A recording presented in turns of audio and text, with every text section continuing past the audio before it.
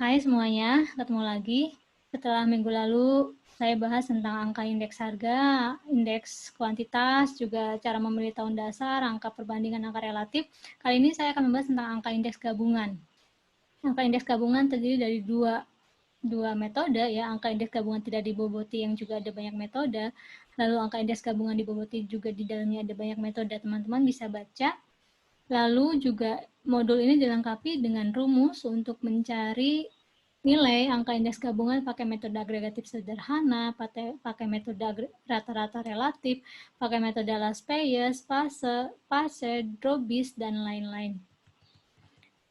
Ini I indeks, A itu untuk agregatif, P itu untuk price. Selalu diingat bahwa P untuk price dan Q untuk quantity. Indeks agregatif sederhana untuk price itu adalah sigma harga pada tahun yang bersangkutan per sigma harga pada tahun dasar kali 100. Begitu juga untuk indeks quantity. Teman-teman bisa lihat ke bawahnya. Ini untuk metode Laspeyes, L itu untuk Laspeyes, P itu untuk price. Ini gabungan jumlah sigma dari harga pada tahun yang bersangkutan dikali kuantiti pada tahun dasar per harga pada tahun dasar dikali kuantiti pada tahun dasar. Dan seterusnya.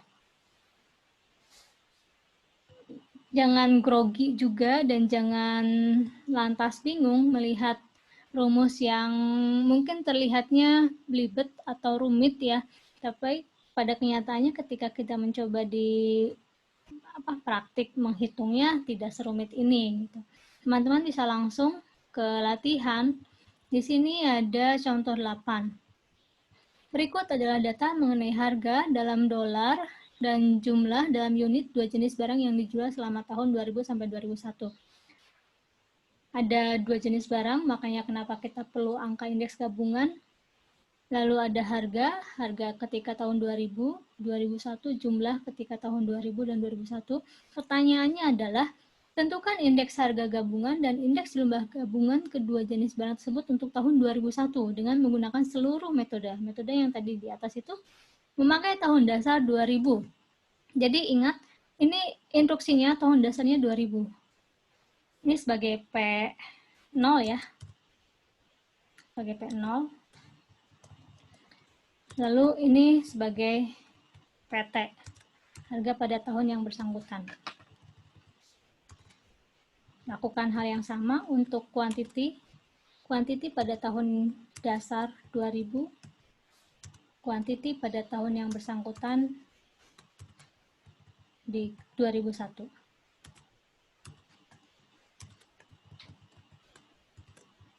Teman-teman bisa menjumlahkan gabungan antara jenis barang A dan B 130, 195 totalnya 70 dan 70. Lalu hitung metode agregatif sederhana, pakai cara metode agregatif sederhana untuk mencari angka indeks gabungan harga.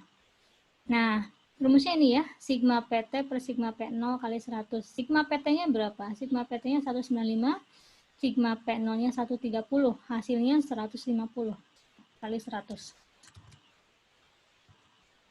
Nah, 150 itu apakah lebih dari 100? Jika iya, lebihnya berapa? Maka lebihnya 50 ya. Pada tahun 2001, harga kedua jenis barang mengalami kenaikan sebesar 50% atau ketika di angka relatif menjadikan 50 jika dibandingkan dengan tahun 2000. Lakukan hal yang sama untuk menghitung jumlah. Jumlah ketika kita hitung tidak mengalami kenaikan, tidak juga mengalami penurunan. Istilahnya stagnan atau stabil atau konstan gitu ya. Dia tidak naik dan nggak turun juga. Sekarang kita hitung juga pakai metode Laspeyes. PT-nya 195, Q0-nya 70, P0-nya 130, Q0-nya 70. Ketika dihitung hasilnya 150. Dan memang hasilnya harus sama. Kalau berbeda, itu jadi pertanyaan gitu. Kenapa bisa berbeda? Karena ketika pakai metode agregatif, ini kan yang berbeda metodenya. Caranya, hasil harus sama. Kalau misalkan teman-teman ada perhitungan yang berbeda dan berbedanya sedikit, oke lah, berbeda satu satuan atau dua satuan, tapi tidak sampai ke berbeda puluhan. Itu boleh. Jadi tidak mengalami kenaikan ya. Nah ini silakan dijumlahkan. Harusnya sama juga hasilnya 100. Sorry. Terus ketika pakai metode PASE juga silakan dihitung. Nah, ini kadang-kadang yang jadi pertanyaan teman-teman, gimana cara ketika pakai metode Drobis? Ingat teman-teman, ini L itu untuk class payers, P itu untuk PASE. Jadi ketika kita ingin menghitung harga pakai metode Drobis, teman-teman harus menghitung dulu pakai metode last payers dan PASE. Baru diketahui hasilnya. Kalau dua ini belum dihitung, nggak bisa. Ya, begitu juga dengan PISR. PISR ini melibatkan last payers dan PASE. Gimana rumus last payers dan PASE ada di atas ya. Silakan dicoba sendiri. Lanjut ke pengukuran upah nyata atau upah real. Definisi upah nyata, apa itu IHK, IBH, silakan teman-teman baca. Lalu ini rumusnya upah nyata adalah upah uang per IBH kali 100, upah nyata upah uang per IHK kali 100, daya beli 1 per IHK kali 100. Contoh. Nah, di modul yang teman-teman download mungkin tidak ada ini ya, tidak ada kolom. Ini sudah saya isi. Di sini ada contoh dari tahun 97 sampai 2000, upah hariannya 5,82 kali 110.000. Ini dalam 10.000 rupiah. Jadi meskipun data ini data imajiner, meskipun teman-teman nanti akan membuat data imajiner, tapi tolong data imajiner itu jangan kacau, dia harus mendekati nilai aslinya. Ya, meskipun perkiraan. Tapi jangan jauh banget dari nilai aslinya. Ini dikira-kira, misalkan upah harian untuk tahun 97 itu ada 58.200, mungkin ya, sangat mungkin. Kalau sekarang upah harian udah 100.000 atau bahkan lebih dari itu. Lebihannya ketika tahun 97 adalah 100, lalu ini terus linear ya, naik ya. Ini upah hariannya juga naik, terusnya indeks biaya hidupnya juga naik. Nah, ketika dihitung upah nyata, gimana rumus upah nyata? Upah uang per IBH. Upah uang, upah harian per IBH. 5,82 per 100 kali 100. 6,48 per 108 kali 100. Ya, ini terlihat ada penurunan upah nyata. Karena indeks biaya hidupnya ternyata tinggi sekali. Upah hariannya nambahnya sedikit, tetapi indeks biaya hidupnya nambahnya tinggi banget. Jadi upah nyata teman-teman di sini mengalami penurunan gitu dari tahun 97 ke 2001.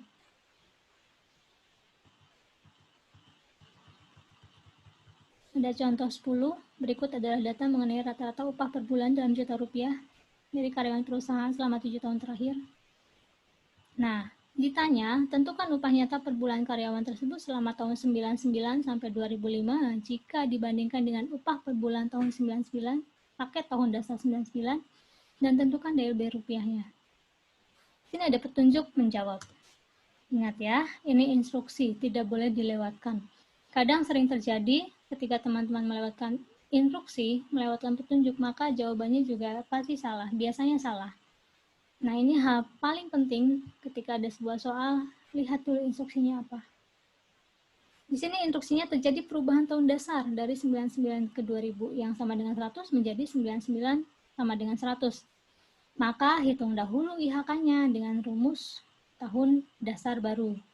Gunakan IHK baru untuk menghitung upah nyata dan daya beli. Di modul yang teman-teman download, ini belum terisi semua. IHK baru, upah nyata, dan daya beli belum terisi semua. Ini saya sudah mengisinya. Ini ya, cuman ada tahun dari tahun 99 sampai 2005, upah per bulan 1,19 dalam juta rupiah. Berarti ini 1,94 juta gitu ya.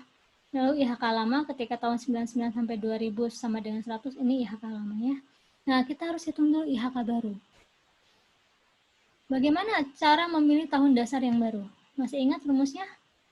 Indeks baru IB sama dengan gimana? Saya tulis ini indeks baru sama dengan 100 dibagi indeks asal IA dikali IL dikali indeks lama.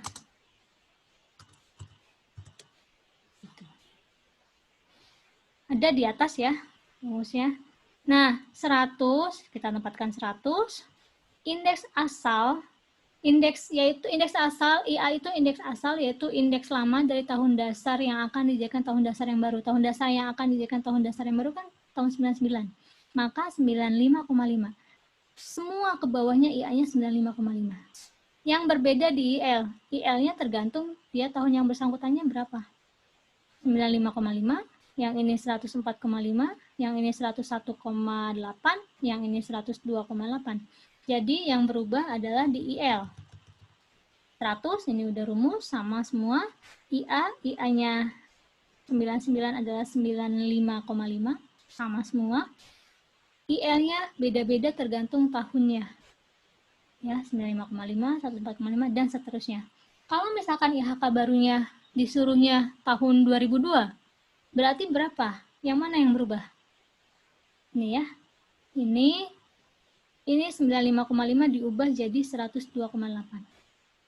Kalau IHK barunya menggunakan tahun dasar 2002. Kalau IHK barunya menggunakan tahun dasar 2005, maka IA-nya, indeks asalnya diubah jadi 114,4. Ininya diubah semua, yang ini. Ya, gitu. Paham? Oke, semoga paham. Lalu ditanya upah nyata. Upah nyata rumusnya apa? Upah nyata rumusnya adalah upah uang per bulan dibagi IHK. IHK-nya gunakan IHK yang baru. Upah uang 1,19 dibagi IHK dikali 100. Ketika tahun 2000, upah nyatanya 1,33 dibagi IHK yang baru dikali 100. Ketika tahun 2001, gimana nih? Ini sudah langsung hasil. Berapa upah nyatanya? 1,44 dibagi 106,6 dikali 100. Itu hasilnya. Terus ini 1,45 dari mana? Dari 1,57 dibagi 107,64 dikali 100. Dan seterusnya. Lalu daya beli. Daya beli rumusnya apa? Rumusnya 1 per IHK kali 100. 1 semua sama 1 per IHK. IHK-nya ini 100 kali 100. 1 per IHK ini ya, kali 100. Nah, ini berarti berapa? 1 per 106,6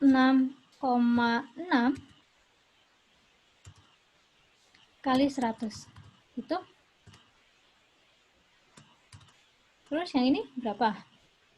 1 per 107,64 kali 100.